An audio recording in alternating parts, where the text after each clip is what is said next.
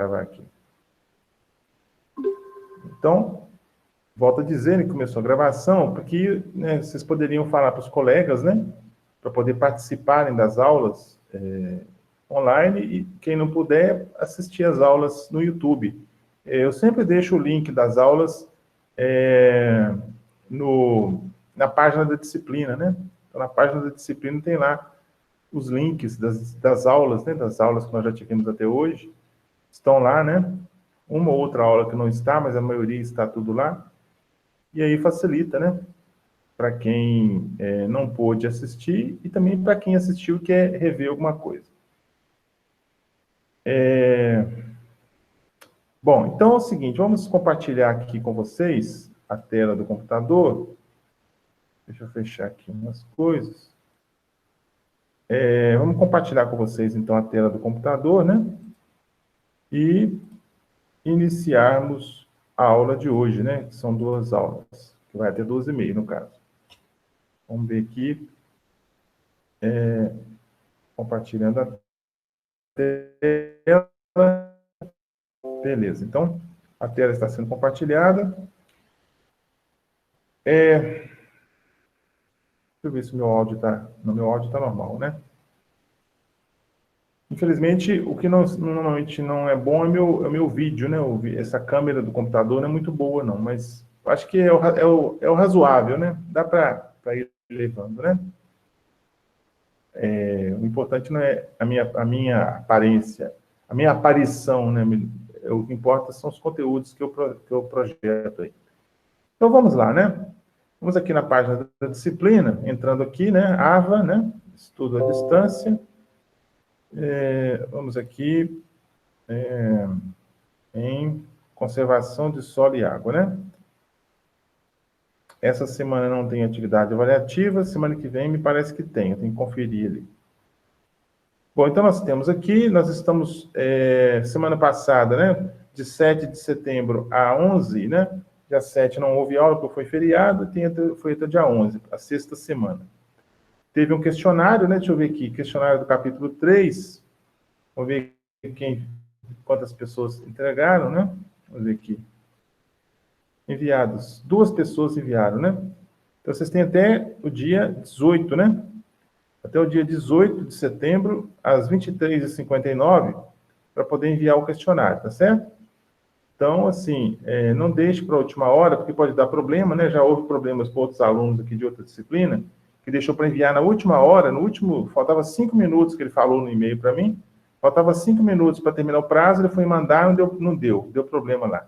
Então, não tem como fazer nada não, tá? Não deixe para entregar de última hora, que pode ter um problema aí com a internet, cair a rede, coisas do tipo, né? Problema com o arquivo, alguma coisa assim. Então, vamos enviar antes, né? Para não ter problema. Aí eu coloquei aqui conservação de solo e água, continuação, né? E aí, viemos aqui para a 7ª semana, do dia 14 do 9, que é hoje, né? Até o dia 18 de setembro. 18 de setembro. Essa semana agora, né? Então, nós temos aqui, mostrando aqui o calendário, né? De 14 a 18, né? Semana que vem, de 21 a 25, deve ter uma atividade avaliativa semana que vem. E aí vamos, né? Nós tivemos hoje uma reunião com a coordenação e com o DDE também. Foi aprovado, né? Foi votado aí o calendário aí que vai seguir daqui para frente. Foi aprovado o calendário, né? E aí depois vocês vão ter acesso a esse novo calendário que foi aprovado, né? Eu lembro que tem essas aulas normais, até isso, né, caso não tenha nenhuma novidade, coisas assim excepcionais que façam com que a gente volte a ter aula presencial, o que é complicado, o que é difícil, né? Mas se for seguir do jeito que está, com o ensino à distância, nós temos lá, no mês de novembro, um feriado, dezembro seria parado ali uma semana, na semana do Natal, depois a semana do Ano Novo. 2 semanas paradas em dezembro. Janeiro volta dia 4 de janeiro as aulas, aula à distância, né? 4 de janeiro volta, e aí vai janeiro, fevereiro, carnaval, só a terça-feira de carnaval que vai ser feriado, os outros dias de carnaval vai ter aula. E aí, acho que até o dia 12 de março, me parece, até o dia 12 de março tem aula. Quando for o dia 13 de março, aí os professores têm as férias, os professores, 20 dias de férias, e voltando em abril, né? Em abril volta, né? E aí, daí para frente, eu não lembro mais como é que foi, né? Mas aí depois vocês vão ter acesso, com certeza eles vão disponibilizar para vocês o calendário na página da escola, né? E aí vocês vão ter acesso a essa página da escola aí, tá bom? Bom, então hoje, né, nós temos aqui, deixa eu ver esse arquivo aqui, o arquivo é aquele arquivo grande, né? Vamos ver aqui. É um arquivo grande, deixa eu ver aqui. Vamos ver aqui. Vou voltar aqui. Eu quero mostrar um outro material para vocês aqui. Nós estávamos falando, né, gente, sobre... Deixa eu abrir aqui de novo o arquivo. Nós começamos a falar na última aula, deixa eu vir aqui, avançar um pouquinho. Vamos avançar, conservação do solo, não, deixa eu ver aqui.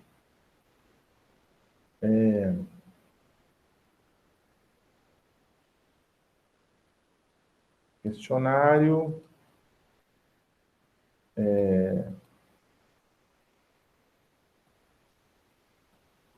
Vamos ver aqui, né, seguindo.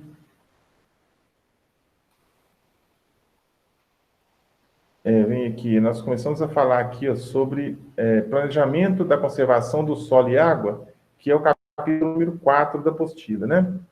Capítulo 4 da apostila, nós falamos um pouquinho aqui e paramos. Deixa eu ver aqui onde foi que nós paramos. Nós paramos aqui exatamente nessas classes de uso das terras.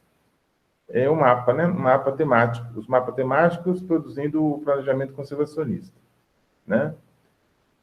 E aí, nós vamos entrar em capacidade de uso das terras. Capacidade de uso das terras, deixa eu salvar esse arquivo aqui. Salvar esse arquivo aqui. Para eu não precisar ficar voltando nele, né? Vou salvar aqui. Salvar.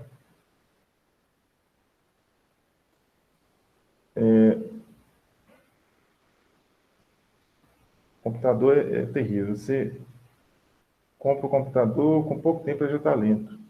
Impressionante. Aí, ó, já está demorando para salvar, né? Cancelar isso aqui.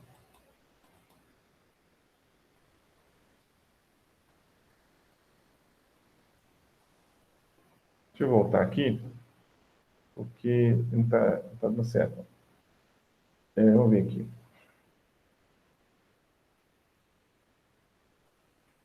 Voltei demais, né? Deixa eu... O computador, quando começa a travar assim, e devagar, é complicado. Vamos ver aqui.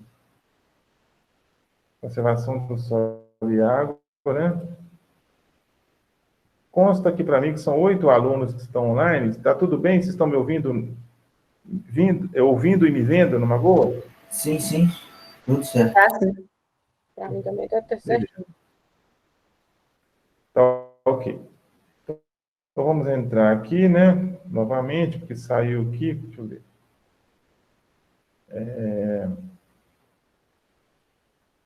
Sétima semana. Vamos aqui. Capacidade de uso dos solos, né? Capacidade de uso das terras.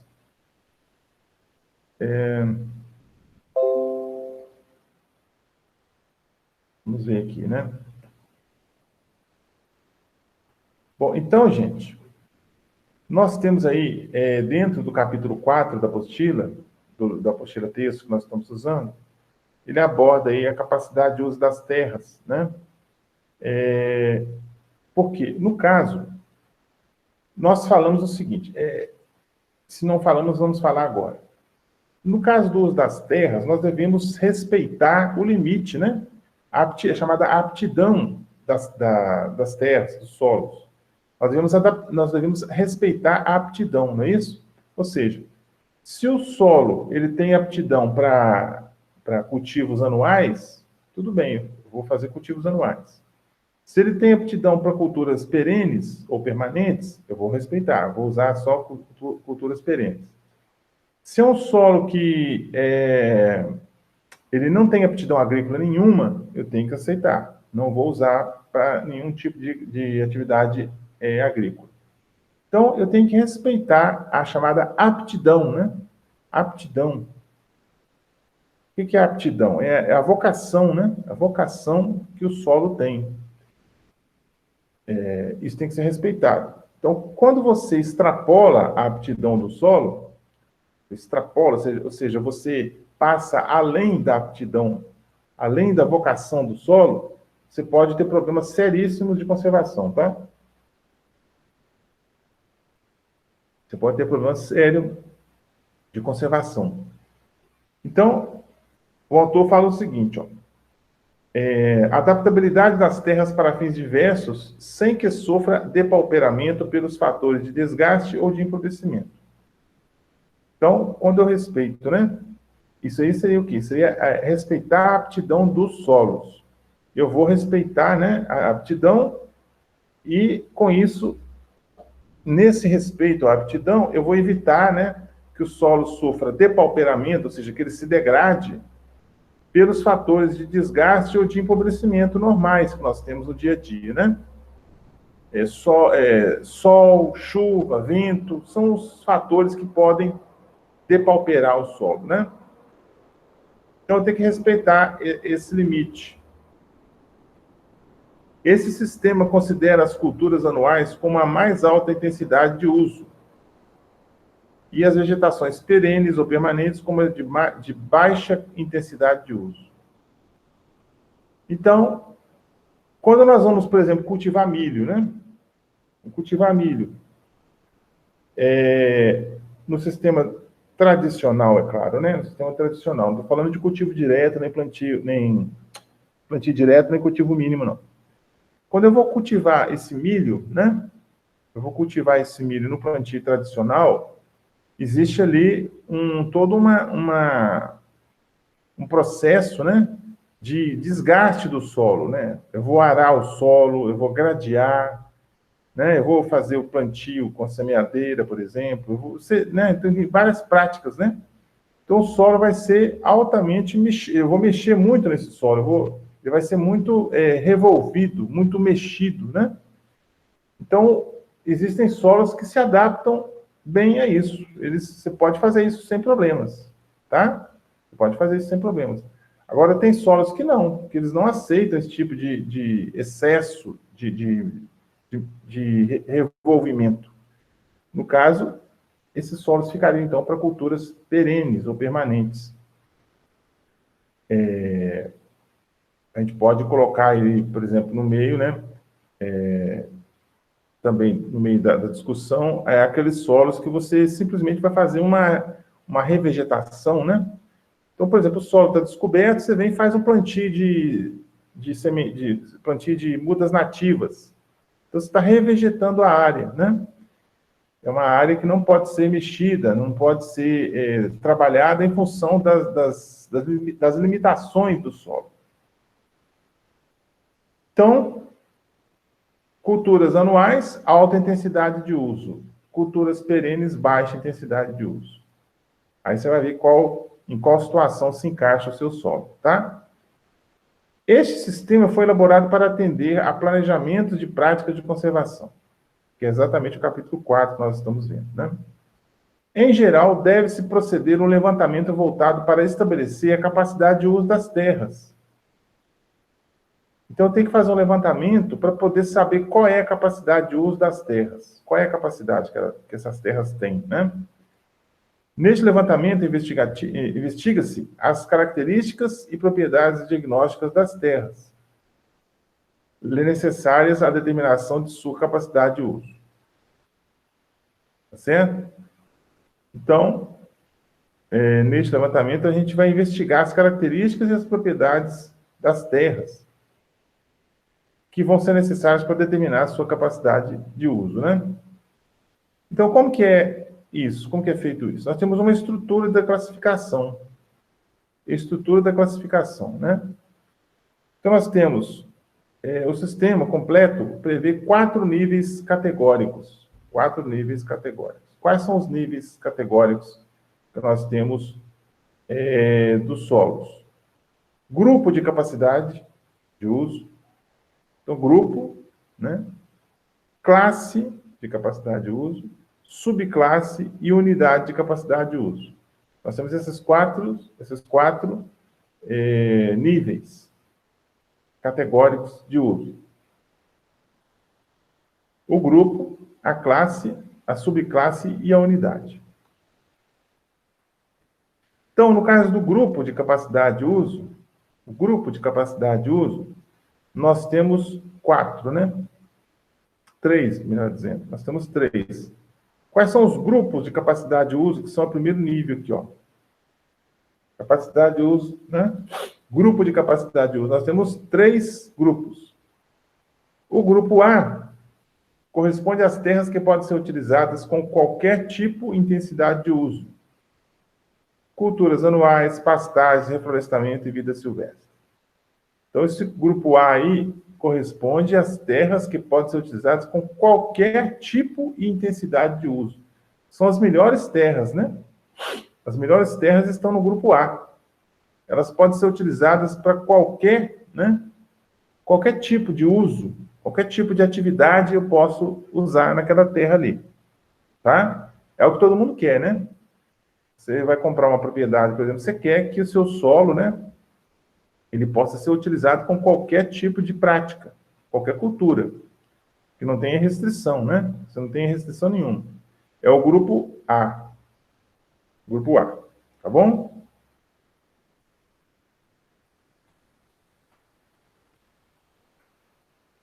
O grupo B, ele corresponde a terras cuja intensidade de uso fica limitada à utilização com pastagens, reflorestamentos e vida silvestre, sendo impróprias para culturas anuais. Culturas anuais. Então, o grupo B, você já não vai ter a possibilidade de utilizar culturas anuais, não. Nós falamos que a cultura anual, né, exige uma intensidade de uso maior do solo. O grupo B não pode ser usado para culturas anuais. Grupo C compreende terras que somente devem ser utilizadas para preservação da fauna e flora, armazenamento de água e recreação. Tá? Então, compreende terras que somente devem ser utilizadas para preservação da fauna e flora, armazenamento de água e recreação. Então, é uma possibilidade de uso muito restrita, né? É muito restrito. Você não vai poder praticamente usar a sua terra, né, o seu solo, para nada. Ele vai ser simplesmente para preservação ecológica, né? Preservação de fauna, flora, armazenamento de água, recreação, coisas do tipo. Então, para a agricultura, nada, né? Grupo C, de jeito nenhum, né? Então, nós temos os 3 grupos aí. Tá bom? Então, eu estou fazendo uma distinção aí, né? Da possibilidade de uso de cada grupo, né? De solo. Classe, né? Classe constitui o segundo nível categórico e compreendem subdivisões dos grupos de capacidade de uso de acordo com o grau de limitação ao uso e ou riscos de degradação das terras. Vamos ver se ele fala aqui. Fala aqui. Caracterização das classes de capacidade de uso. A caracterização das classes de capacidade de uso das terras leva em consideração a maior ou menor complexidade das práticas conservacionistas necessárias para manter a produtividade permanente. Então, essa caracterização das classes, você vai ter o quê?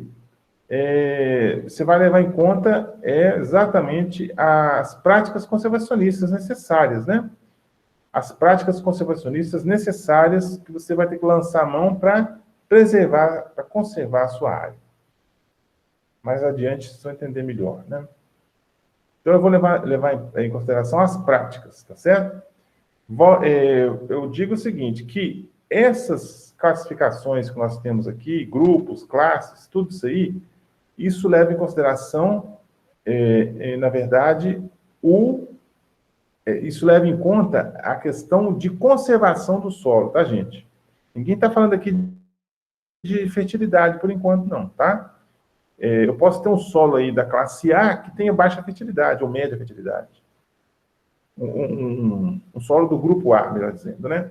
Um solo do grupo A, eu posso ter um solo do grupo A, mas que tenha limitações de fertilidade, não tem problema.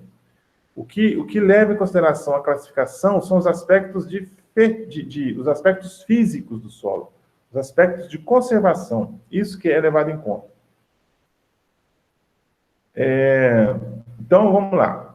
Práticas conservacionistas podem ser agrupadas da seguinte forma.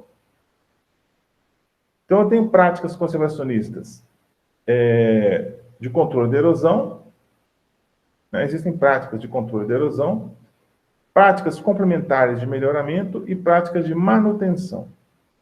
Então, práticas de controle da erosão, práticas complementares de melhoramento e práticas de manutenção. Deixa eu ver aqui na apostila de vocês o que ele traz aqui, né? Vamos ver como que ele está trazendo aqui no capítulo 4, página 27.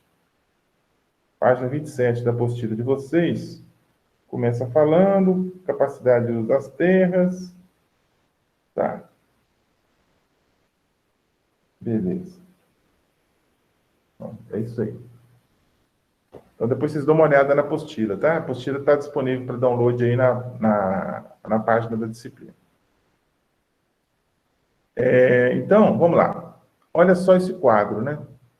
Esse quadro aqui é bem interessante. Ele traz muita informação para a gente. Vamos olhar esse quadro aí. Esse quadro, eu acho que ele não tem na apostila. Deixa eu ver aqui. Deixa eu ver se tem esse quadro na apostila. Não, ele não tem na apostila esse quadro, tá? Em forma de quadro, não. Ele não está em forma de quadro, ele está em forma de texto, né? Na forma de quadro, ele dá uma visão melhor, né? Ele dá uma visão melhor para a gente. Então, vamos tentar entender esse quadro aqui, ó. No quadro, né, variação esquemática da máxima intensidade de utilização das terras, de acordo com o tipo de utilização e problema de conservação, com as classes de capacidade de uso. Tá?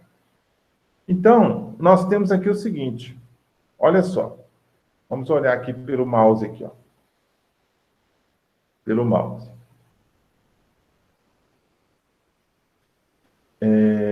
O mouse aqui, você está dando para vocês verem o mouse, setinha do mouse. Nós temos aqui, ó, sentido das limitações e das aptidões ao uso. Sentido das limitações e aptidões ao uso. Aí nós temos aqui, aumento do grau de limitação. Como que é? Aumento do grau de limitação ao uso e ou riscos de degradação. É para baixo. Né? Então, à medida que você desce, à medida que você está descendo aqui, ó, no quadro, aumenta o grau de limitação ao uso e ou risco de degradação. À medida que você está subindo no gráfico, ou na tabela, melhor dizendo, à medida que você está subindo na tabela, aumento da adaptabilidade e da liberdade de escolha de uso. É o ideal, né?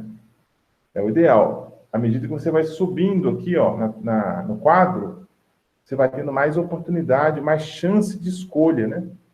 Por exemplo, se eu estou no alto do quadro, eu vou ter uma chance de escolha muito grande. Eu posso escolher, eu posso cultivar, posso ter culturas anuais, culturas permanentes, eu posso ter reflorestamento, posso ter tudo, né? À medida que eu desço no quadro, a restrição vai aumentando, né? Eu vou ter mais restrição ao uso do solo. Então, vamos entender isso aqui. Olha só, grupo A, grupo B, grupo C. Tá? Grupo A, grupo B, grupo C. Então, olha só, em amarelo, utilização abaixo do potencial máximo de uso das terras. Tá? Utilização abaixo do potencial máximo do uso das terras. Em preto, é a máxima intensidade de utilização racional da terra sem risco de degradação. Tá? Certo? Então, máxima intensidade de utilização racional da terra sem risco de degradação. É o que está em preto. E o que está em azul é menor utilização da terra, né? Grandes riscos de degradação. Menor, não, maior, né? Maior utilização da terra, grandes riscos de degradação. Então, vamos entender aqui, escolhendo um. Então, nós temos aqui classes de capacidade de uso. Dentro de grupo, nós temos as classes, né? Nós temos 8 classes. Nós temos 8 classes de capacidade de uso do solo. 8 classes. Tá aqui, ó. Classe 1, isso está na apostila, tá, gente? Capítulo 4. Classe 1, classe 2, 3, 4, 5, 6, 7, até 8. Até a classe 8, tá? Depois, eu vou ter o quê? Eu vou ter aqui, eu vou ter os grupos. Eu vou ter os grupos, né? Então, vamos pegar, por exemplo, aqui, classe 1. Classe 1. A classe 1, qual vai ser a máxima intensidade de utilização racional dessa classe 1? Qual vai ser a máxima intensidade? Alguém arriscaria dizer? Classe 1 está aqui, ó. Qual vai ser a máxima intensidade de utilização para essa classe?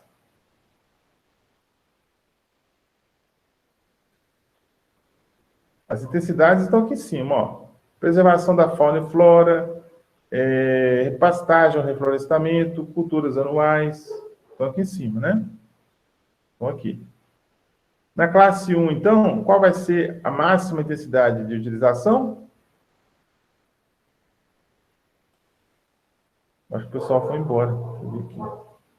Não, foi não, está aqui.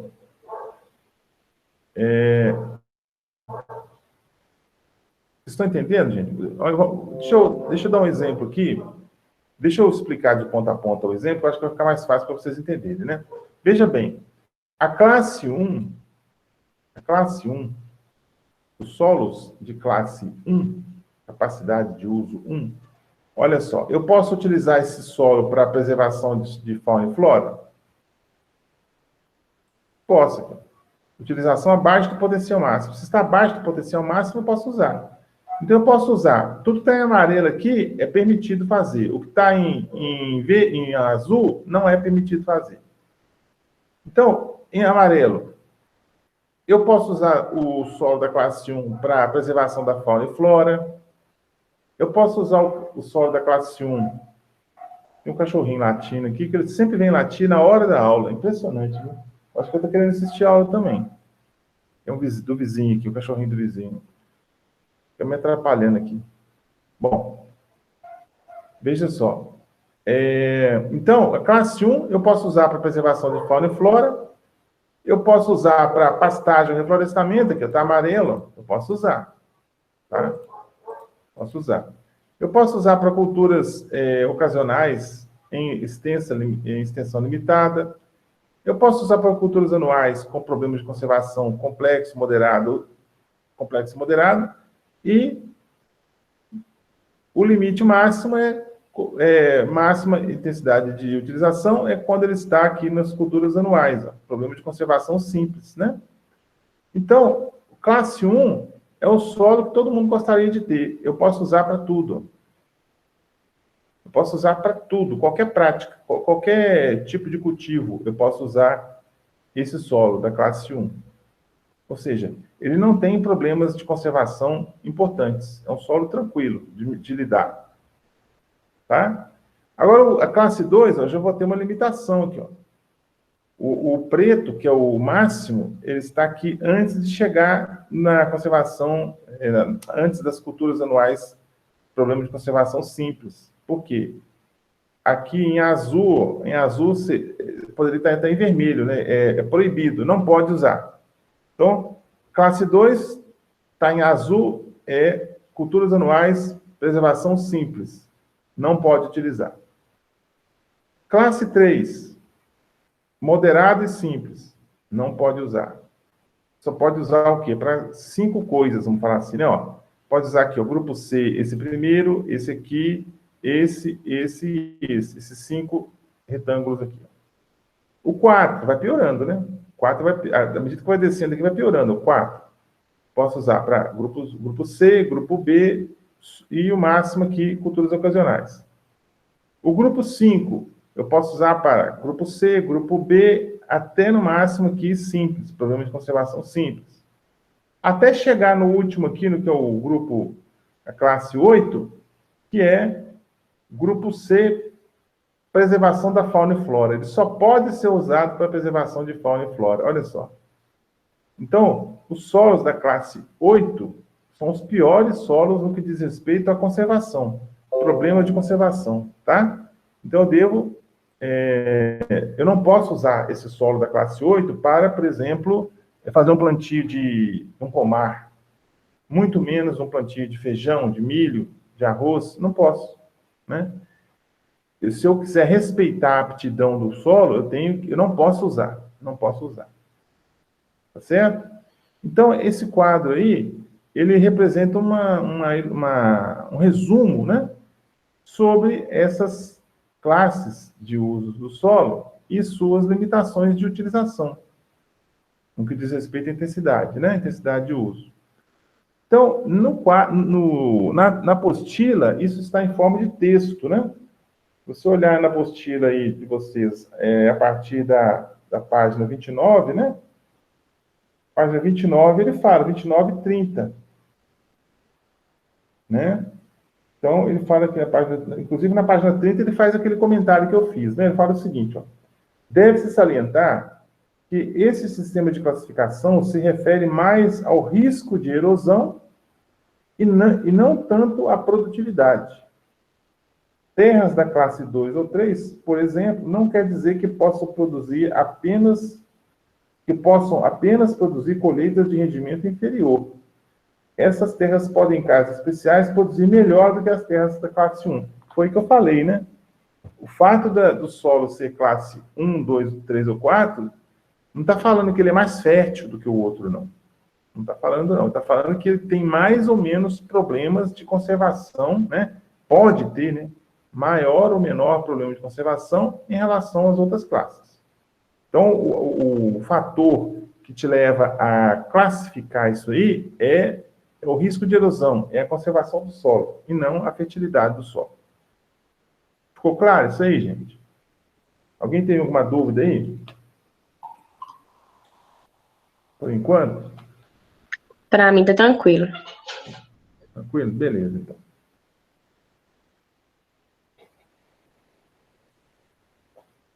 Bom, vamos seguir aqui. Olha só. Aí ele vem falando das 8 classes, tá? Ninguém precisa decorar isso, evidentemente, né? Ninguém precisa decorar isso, não, tá? Isso aí é só para vocês terem uma noção, né, de como que é que funciona. Então, classe 1. Solo da classe 1. Nós temos 8 classes, ó. 8 classes. Vamos ver agora a classe 1, né? Como que é a classe 1? A classe 1 é formada por terras que não têm limitações aos aparentes usos, né, ou risco de depauperamento e que podem ser utilizadas segura e permanentemente para culturas anuais.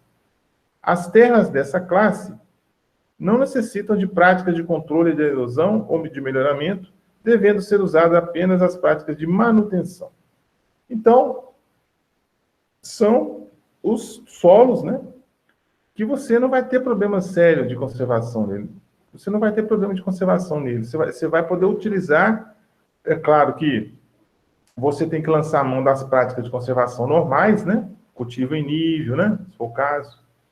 Terraceamento, se for uma declividade maior. Então, essas práticas básicas aí de conservação, você tem que lançar a mão. Mas eles não têm, assim, graves problemas, né? Graves riscos de degradação, não. Classe 1, né? São os melhores solos. Todo mundo gostaria de ter solo assim, né? Classe 2.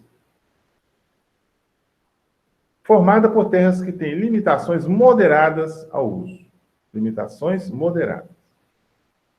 Estão sujeitas a riscos moderados de depauperamento ou degradação, né? Requerendo práticas simples de controle à erosão e de melhoramento para assegurar o seu uso agrícola. Então, você já precisa de práticas um pouco mais avançadas, né? Um pouquinho mais avançadas. Essas práticas você vai necessitar aí para a classe 2. Então, à medida que você vai aumentando a classe, vai também aumentando as exigências, né? Classe 3. Classe 3, formada por terras com fortes limitações ao uso, estão sujeitas a severos riscos de depauperamento, requerendo medidas intensivas e complexas de conservação do solo e da água, para poderem ser cultivadas segura e permanentemente com culturas anuais adaptadas. Então, veja bem, aqui eu já tenho uma restrição mais forte, né, de utilização desse solo aí, tá? Então, eu vou ter que lançar a mão, né, de práticas mais severas, práticas mais, vamos dizer, práticas mais intensas de conservação. Certo? Classe 3. Classe 4, formada por terras que têm riscos... como que é? Formada por terras que têm riscos nas limitações permanentes muito severas, né? E limitações permanentes muito severas. O português ficou ruim aqui, né, do autor, né? Então, tem limitações severas, permanentemente severas, quando usadas para culturas anuais. Se for usar para culturas anuais, existe uma limitação severa, muito severa, que ele fala, né? Limitação muito severa para as culturas anuais. Então, na verdade, o ideal seria que você não usasse para culturas anuais. Usar só para culturas perenes ou então reflorestamento, né? Então, a classe 4. Classe 5. Formada por terras planas ou quase planas, praticamente sem risco de erosão, mas que somente pode ser utilizado para pastagens, reflorestamentos ou alguma cultura perene, sendo impróprias para exploração com culturas anuais. Ou seja, eu posso ter algum impedimento nessas terras, nesses solos, que não seja relevo, né? Por quê? Ele fala que são formados por terras planas ou quase planas, mas esse solo pode ter algum outro tipo de problema que vai impedir que eu utilize para culturas anuais, por exemplo. Aí ele sugere o quê? Que você utilize para pastagens, reflorestamento ou alguma cultura perene. Ela vai ser imprópria para exploração de culturas anuais. Essa é a classe 5, né? Classe 6, formada por terras impróprias para culturas anuais, mais adaptadas para pastagens e ou reflorestamento, com moderados problemas de conservação, podendo ser utilizados em casos especiais para culturas perenes que sejam protetoras do solo. Tá? Então, classe 6, né? Classe 6. Ela é imprópria para culturas anuais também, né? Pode ser usada para pastagem e reflorestamento. Classe 7, formada por terras que, por estarem sujeitas a muitas limitações permanentes, além de serem impróprias para culturas anuais, apresentam severas limitações mesmo para as culturas permanentes, que são protetoras do solo, como pastagens e florestas. Então, bem restrito, né, o uso. E a classe 8, né, formada por terras impróprias para qualquer tipo de cultivo, anual, permanente ou de floresta. Compreende tipo de terrenos e servem apenas para proteção e abrigo da fauna e flora, para fins de recreação, turismo ou armazenamento de água em açudes. Então, essa classe 8 são aquelas terras, né, que normalmente o pessoal usa para preservação, né, área de preservação. São áreas que você não pode, né, ter cultivo, né, não pode ter qualquer tipo de cultivo nessa área. É só reflorestamento, né, ou florestamento, e abrigo de fauna e flora, recreação, turismo, só isso. Classe 8. Então tá aí. Aqui está um exemplo, né? Um exemplo, capacidade de uso das terras, como que isso aparece, né? Então eu tenho lá, ó, nessa foto aí, ó, nessa foto nós temos lá solos da classe 1, da classe 2, deixa eu ver, cadê a 2? Está aqui a 2. A 2 está aqui embaixo. A 2 está aqui embaixo. A 1 está aqui, ó. A 1 está aqui. A 2 está aqui embaixo. A 3 está aqui. A 4 está aqui. A 5 está aqui. A 6, 7 e 8. Então, 8 tem esse pedacinho aqui, né? Ó, esse pedacinho aqui. É classe 8. Classe 7, 6, 5, né? 4, 3, 2 e 1 está aqui. A 1 é exatamente essa aqui, mais plana aqui, mais próxima à casa, né? Que normalmente aqui parece que a pessoa fez o cultivo de alguma espécie anual aqui, ó. Já colheu, né? Aparentemente. Então, basicamente assim, né? Você vai fazer essa classificação.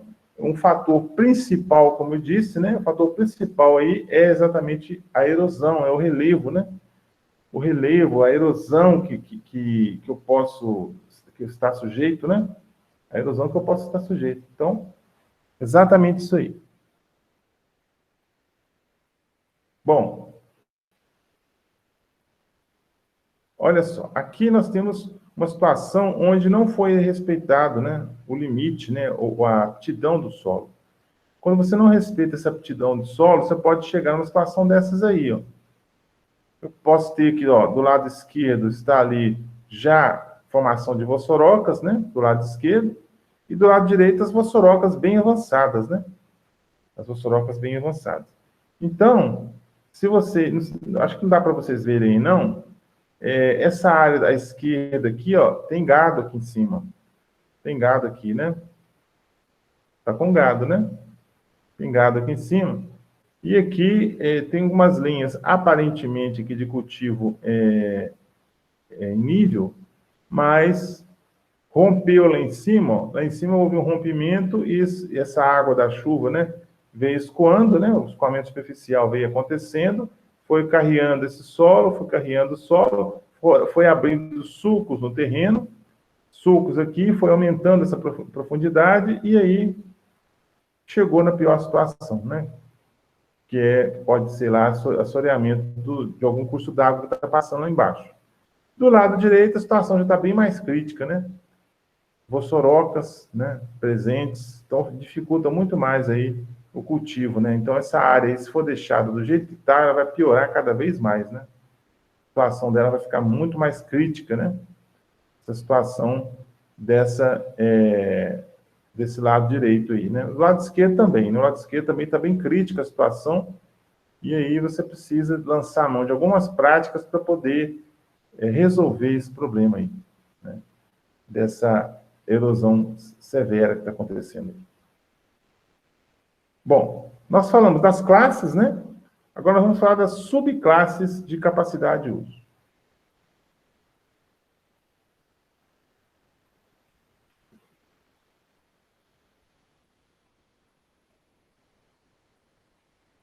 Subclasse de capacidade de uso, nós temos o seguinte. Ele fala assim, ó, o autor fala o seguinte: subclasse constitui o terceiro nível categórico. Terceiro nível categórico, né? E compreende subdivisões das subdivisões das classes de capacidade de uso de acordo com a natureza da limitação de uso e ou risco de degradação, ou o tipo de problema dentro do uso considerado. Então, por exemplo, nós temos a subclasse, algumas subclasses aqui. Ó. Por exemplo, a subclasse letra E minúsculo, subclasse letra E minúsculo, as limitações são pela erosão, né, presente, né, e o risco de erosão. Então, erosão, tá? Limitação pela erosão, letra E. Ou pela erosão presente ou risco de erosão, tá? Então, pode ser a erosão que está acontecendo ou a erosão que pode acontecer. Neste caso, a susceptibilidade à erosão é o principal problema. Então, a susceptibilidade à erosão é o principal problema, letra E.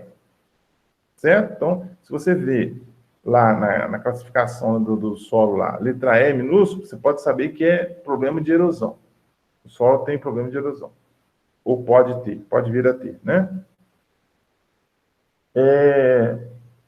Depois, nós temos a subclasse letra S. Subclasse letra S, as limitações são relativas ao solo. Limitações relativas ao solo. Refere-se a problemas do solo na zona das raízes. Problemas do solo na zona das raízes. Como, por exemplo, pequena espessura, né? Textura arenosa, pedregosidade, baixa retenção de bases, não é isso? As bases, principalmente, né, cálcio, magnésio e potássio, excesso de alumínio trocável e outras. Então, S, limitações relativas ao solo, tá? E quais podem ser essas limitações? Limitações: pequena espessura do solo muito fino, né? O solo muito arenoso, o solo muito pedregoso, o solo que tem muitas pedras, baixa retenção de bases e excesso de alumínio trocável, entre outros aspectos aí. Bom, aí vem o seguinte, letra A minúsculo, a outra subclasse, limitações devido ao excesso de água, Neste caso, as restrições ao uso devem-se à altura do lençol freático, risco de inundação e deficiência de oxigênio nas plantas. Então, se você vê o A, né? Você vê a letra A, pode saber que é limitação devido ao excesso de água. O solo tem excesso de água. Isso acontece muito em solos orgânicos, solos de baixada, né? Solos que recebem água com grande quantidade, em grande parte do ano. Eu posso ter uma situação assim, excesso de água. Risco de inundação, o lençol freático é superficial, né? Normalmente um solo de várzea, né? Um solo de brejo, o lençol freático está muito superficial, então isso aí é uma limitação, tá? É um fator limitante.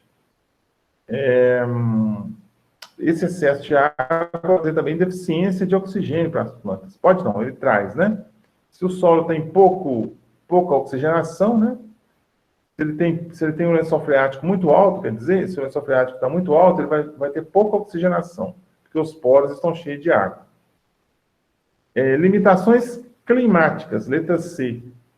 Letra C, limitações climáticas. Exemplo de limitações climáticas. Seca prolongada, né, o solo, uma terra, né, um solo que tenha seca prolongada, geadas, presença de geada na área, né?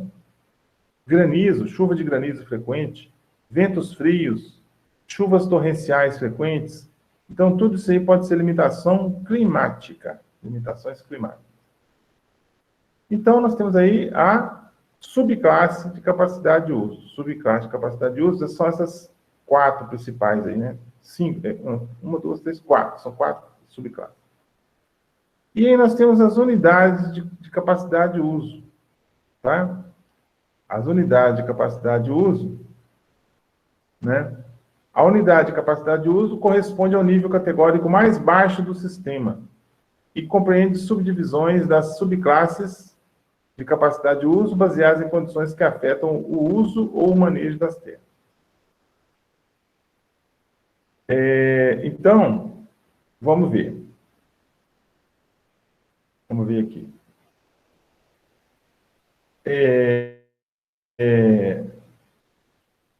As unidades de capacidade de uso, né, são identificadas por algarismos arábicos. Então, é o arábico, né? 1, 2, 3, etc. Né? Colocados após a designação da subclasse separado por um hífen. Então, exemplo. Eu tenho aqui, ó, nós falamos aqui atrás, ó, olha só, nós falamos aqui. Nós falamos das classes, né? Nós falamos aqui, ó, olha só. Voltando aqui. Nós falamos aqui, ó. Cadê? Onde é que fala? Nós falamos dos grupos, classe, subclasse e unidade.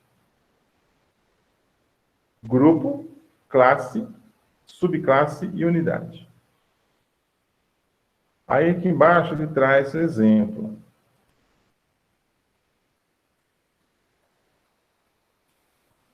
Vou ver aqui.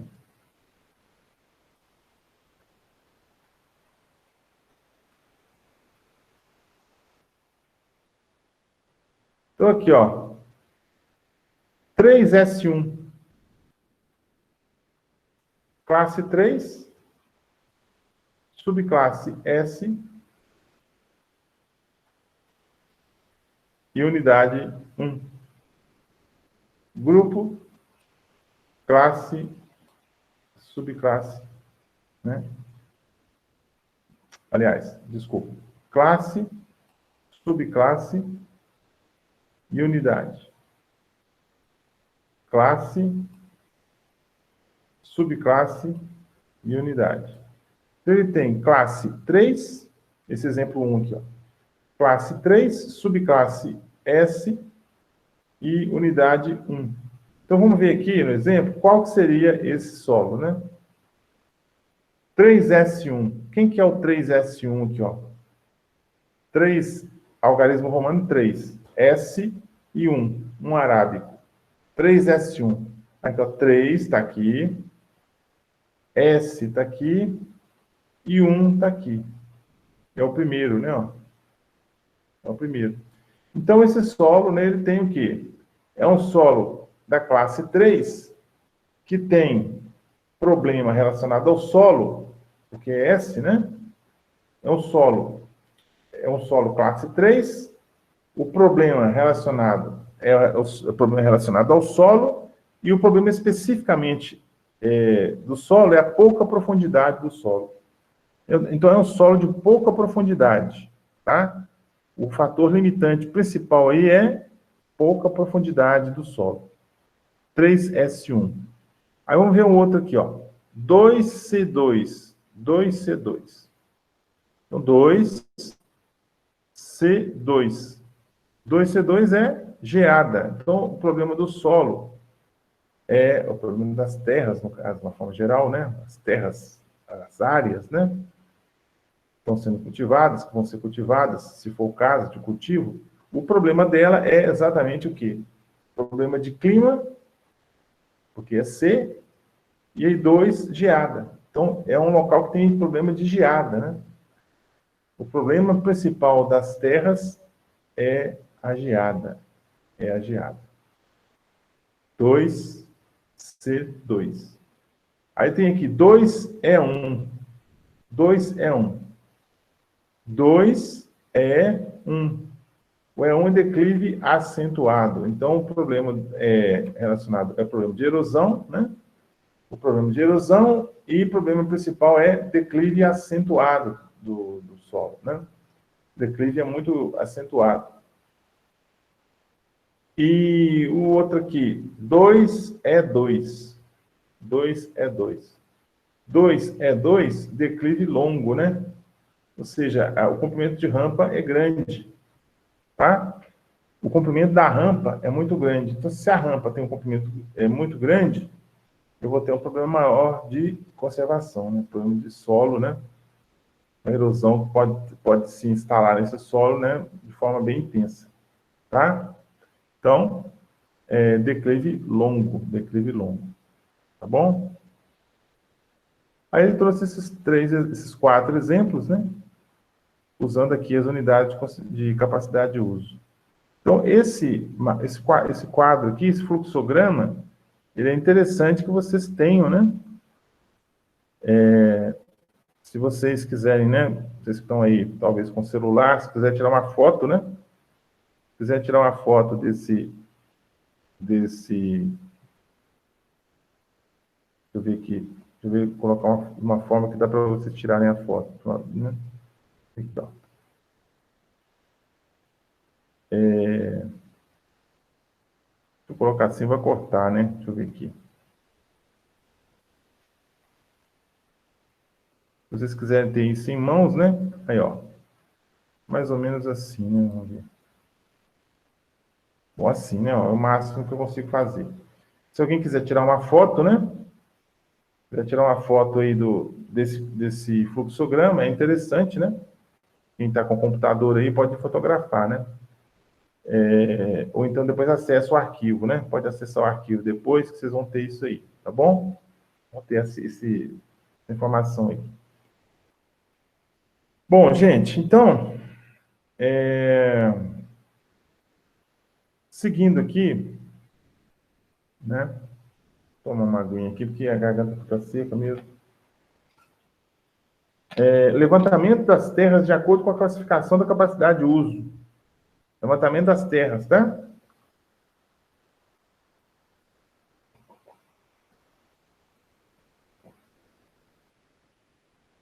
Levantamento das terras de acordo com a classificação da capacidade de uso.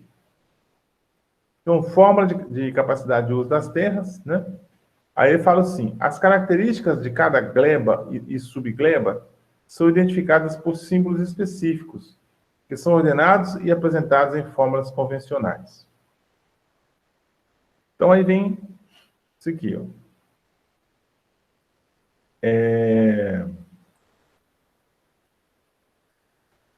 As fórmulas comumente usadas são a mínima, a obrigatória e a máxima, tá? Eu posso ter uma fórmula mínima, uma fórmula obrigatória e a fórmula máxima. Fórmula máxima. Então, quem que vem a ser isso? Ó, eu vou ter, no final, deixa eu mostrar para vocês a fórmula, para vocês entenderem onde que nós vamos chegar com essas informações aqui. Deixa eu mostrar logo a fórmula. Ó, fórmula mínima. Deixa eu ver aqui se tem um exemplo, né? Olha só, essa aqui é a fórmula máxima, né? A fórmula mínima, a fórmula obrigatória, por exemplo, ela pode estar... Eu posso encontrar por exemplo, se eu estou trabalhando, né, com isso aí, eu vou encontrar uma fórmula desse jeito aí, ó. PR, né? PR, tracinho T, tracinho PM, sobre D menos E, menos PD1, menos DI, menos LAM. Isso aqui são algumas informações do solo, né? Algumas informações do solo. Cada letra dessa representa alguma coisa. A fórmula mínima são essas 1, 2, 3, 4, 5 letras que estão aqui, ou seja, o conjunto de letras, vamos falar assim, né?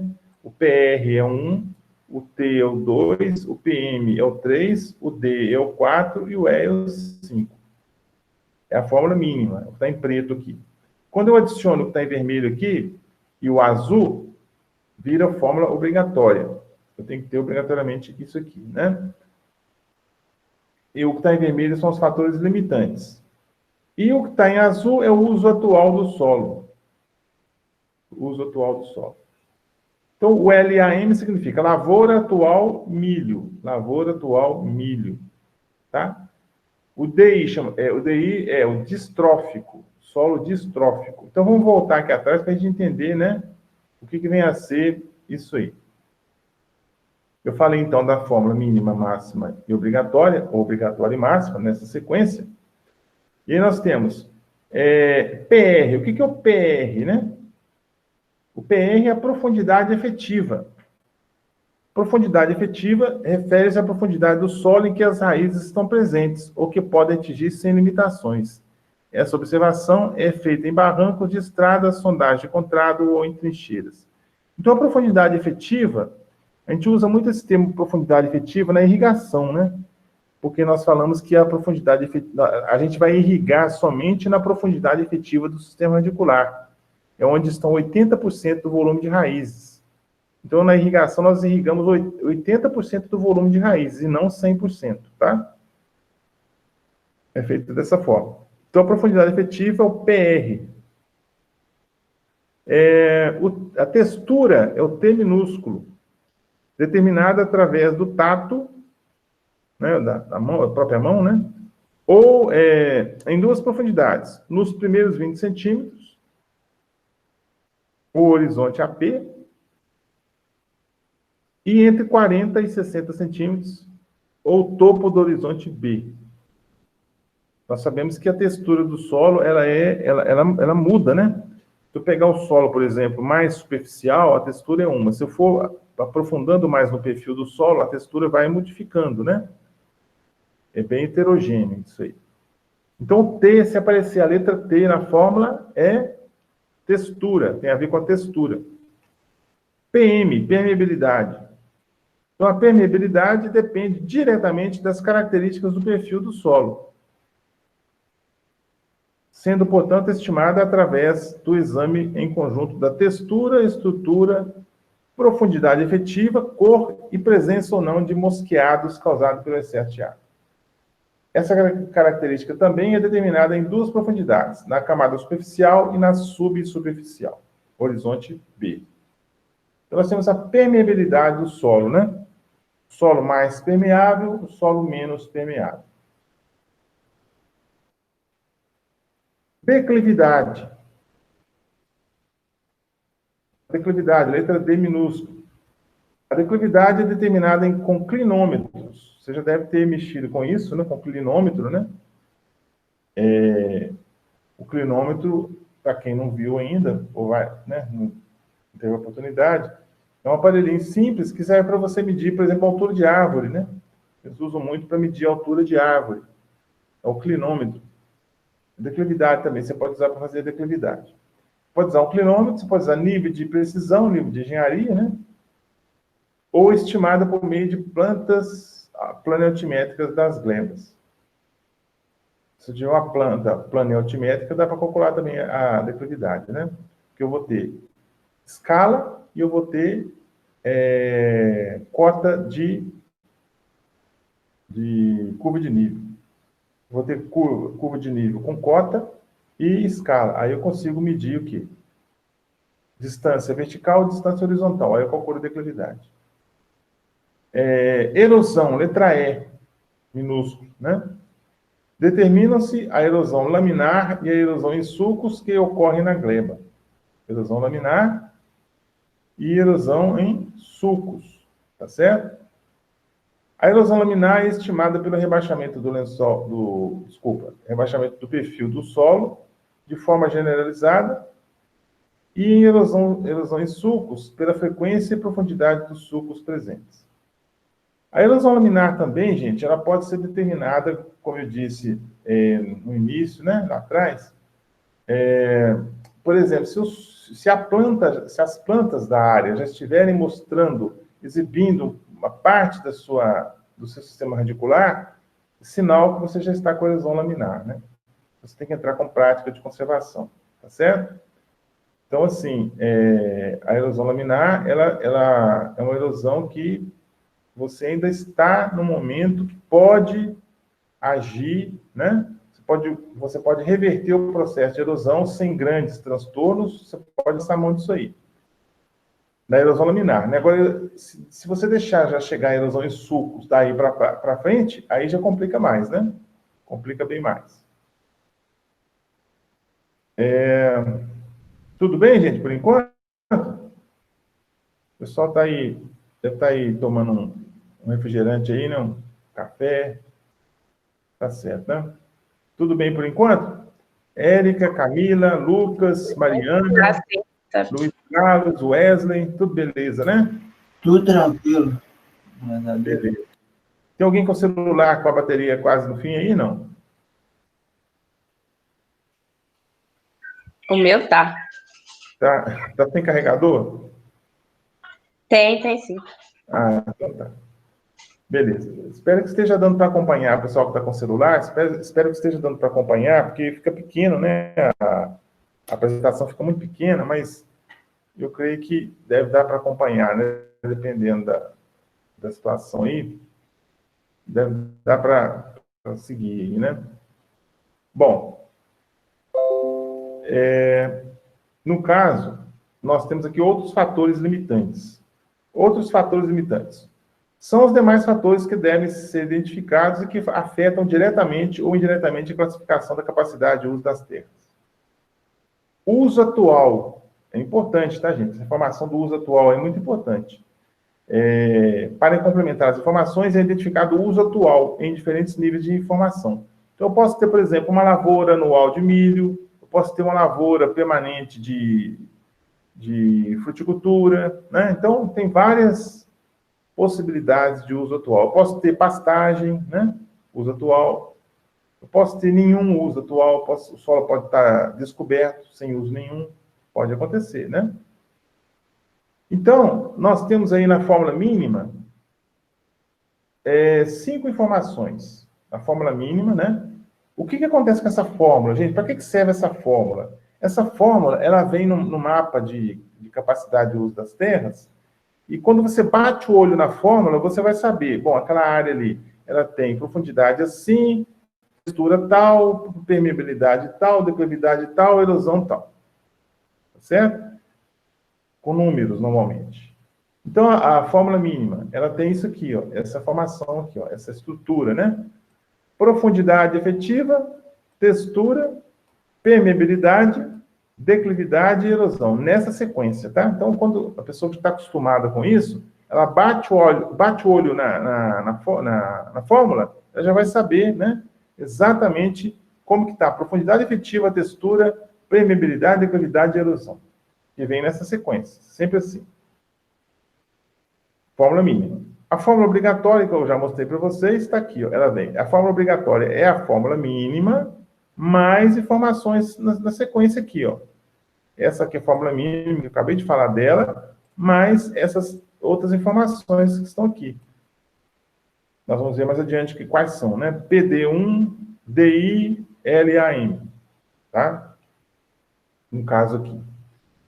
Fórmula obrigatória. A fórmula máxima tem mais ainda, olha só. A fórmula máxima, ela vem com mais informações. Olha só. Olha essa quantidade de informação que tem na fórmula máxima, né? Então, na fórmula máxima, eu tenho aqui, ó, classe 3, de capacidade de uso das terras, nós já vimos que classe é essa. ES, né? ES. Ou seja, classe 3, problema de erosão no solo. Ou seja, classe 3, problema de erosão e problema de solo. Né? Problema de erosão e problema de solo. Menos, ou tracinho, né? Porque aqui não é um menos, é um tracinho. PVD é um podzólico, no caso aqui ele usa outra nomenclatura, né? Ele chama o PV de argissolo, né? Argissolo vermelho, amarelo, distrófico. É o PVD. Isso tudo é tabelado, tá, gente? Essas nomenclaturas aí, elas vai decorar isso, evidentemente, mas isso é tabelado, isso vem numa tabela. Eu tenho a tabela para a classe de solo, né, com os problemas de erosão, que nós já sabemos, para classe de solo, né, argissolo, vermelho e amarelo, distrófico, latossolo, vermelho e amarelo, eutrófico, coisas do tipo. Então, tem lá as tabelas. P3, profundidade aparente média 3. tá? Aí depois vem o 3, esse 3 aqui. Esse 3 é o solo moderadamente profundo, de 50 a 100 centímetros. Depois tem 3/2, textura média na camada superficial 3 e textura argilosa na subsuperficial 2. Está aqui. Depois, 1 e 2, permeabilidade rápida na camada superficial 1 e moderada na subsuperficial 2. Está aqui. Depois, B, declividade média de 2 a 5%. Ou seja, a declividade, a classe B de declividade, representa de 2 a 5% de declividade, que é a declividade média. Depois, 2 e 7, erosão laminar moderada, que é a 2. E depois, apresentando sulcos superficiais e ocasionais, 7. Depois, PD1. PD1 é pedregosidade na superfície, PD, e 1, poucas pedras. Poucas pedras, 1. PD1. Pedregosidade na superfície do solo e poucas pedras. DI, caráter distrófico. Caráter distrófico. O que é um solo com caráter distrófico? Nós temos o solo com caráter eutrófico e o solo com caráter distrófico. O que é um solo com caráter distrófico? Alguém sabe, não? Solo com caráter distrófico.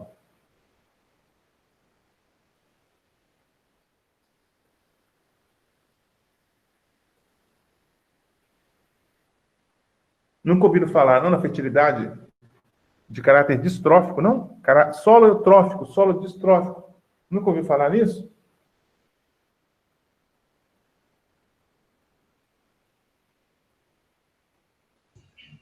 Clodono, eu acho que é de baixa fertilidade, não é?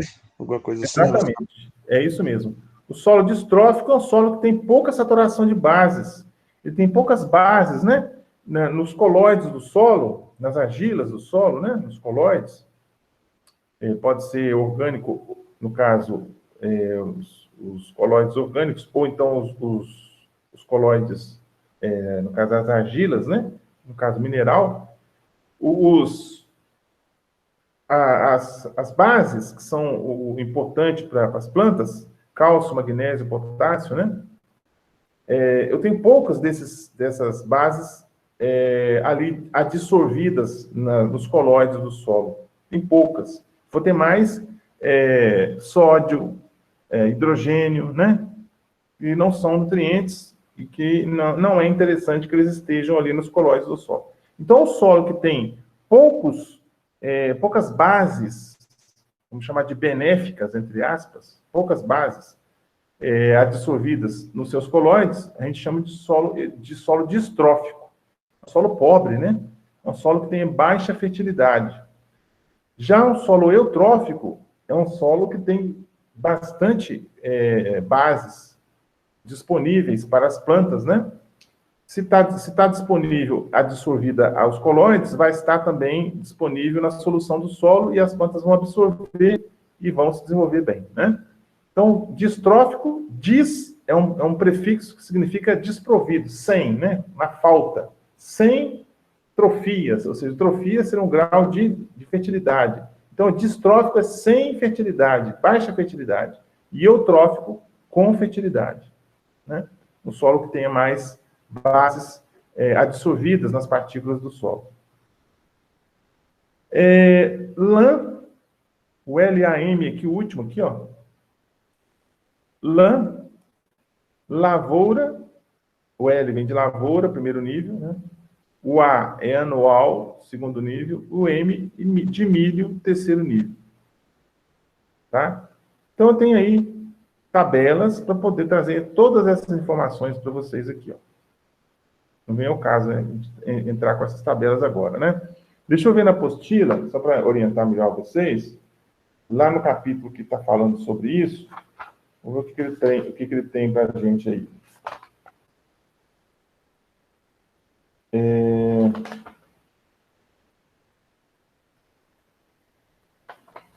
Ele traz alguns quadros, como, por exemplo, classe de declive, classes texturais, né?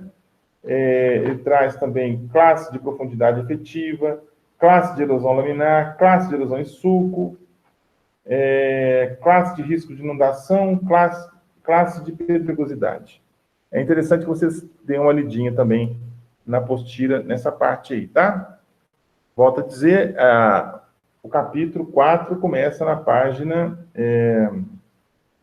27 da apostila. Bom,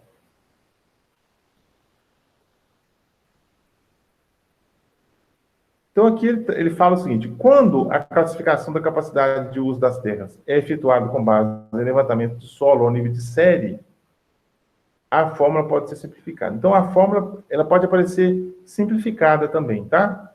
Ela pode vir mais simples do que essa fórmula completa aqui, ó, essa fórmula máxima, né? A fórmula máxima ela fica muito grande no seu mapa, né? No seu mapa de classificação de uso das terras, fica muito grande, fica muita coisa, né? Então, nem sempre é tão importante, tão necessário ou fundamental que se traga tantas informações assim no mapa, né? Isso pode vir no memorial descritivo, não tem problema, mas no mapa talvez não seja tão necessário ou tão, vamos dizer, seja tão prudente fazer isso. Símbolos, né? Quadro 2, símbolos e capacidade e parâmetros das classes, símbolos e parâmetros das características que compõem a fórmula mínima de capacidade de uso das terras. É o que tem na apostila que eu acabei de dizer, né? Os quadros que tem lá. Profundidade efetiva, PR tem 1, 2, 3, 4, 5. Classe de textura, T minúsculo, 1, 2, 3, 4, 5. Permeabilidade, PM, 1, 2 e 3. Classe de declive, A, B, C, D, E, F, G. Erosão, laminar, 1, 2, 3, 4, 5, 6. Em sulcos, aí vem falando, né? E aí vem fatores limitantes de cada um. Pedregosidade, inundações. Pedregosidade é PD, né? PD.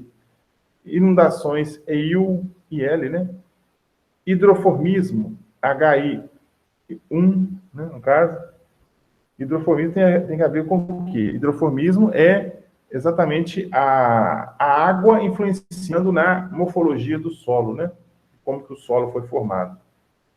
Pode influenciar, né? Principalmente solos de baixada, solos que estão sujeitos à inundação, eu tenho um caráter hidrofórmico bem importante, bem forte nesse solo, ou seja, a água atuando como um agente que vai modificar ou vai ser preponderante na estrutura do solo, né? Na formação do solo. E aí vem as várias informações, né? Olha lá, ó.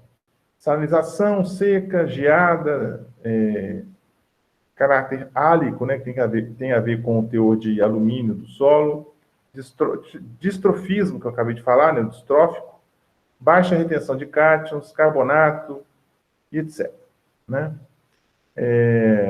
E aí vem, né, outras informações aí.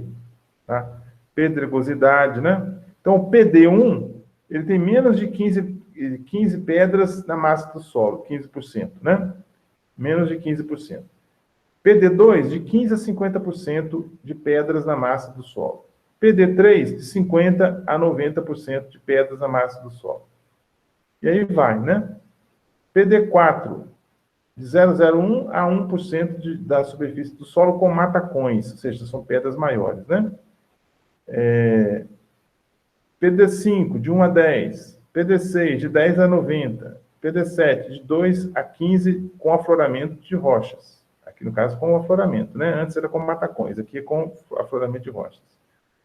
PD8, de 15% a 50%. E PD9, de 50% a 90% de afloramento, né? Solo com afloramento de rocha. Uso atual, está aqui, ó. Nós vimos lá no primeiro nível, né?